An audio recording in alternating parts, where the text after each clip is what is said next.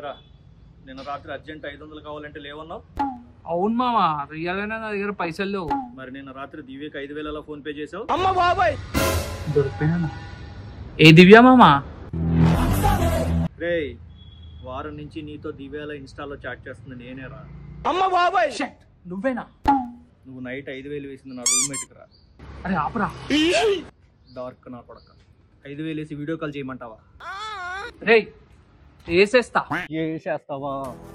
నీ ఇన్స్టాలో ఉన్న కొత్త జీఫ్ అనుకున్నా వేసేయడానికి. దివ్య హ్యాపీ అయినా? ఏటికి వెళ్తున్నారంటగా?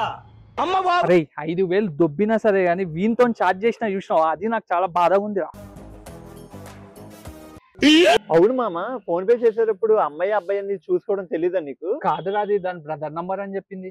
నీ ఇన్స్టాలో ఉన్న దివ్య నేనే, భవ్య నేనే. అమ్మ బాబాయ్, అవును భయ్య, నాకు డౌట్. ఇలా నువ్వు చక్కగా అమ్మాయి కింద మాట్లాడితే మా ఊరు డబ్బులు ఇస్తున్నాడు కదా, నువ్వు సీక్రెట్ ఎందుకు బయట పెట్టేసావు?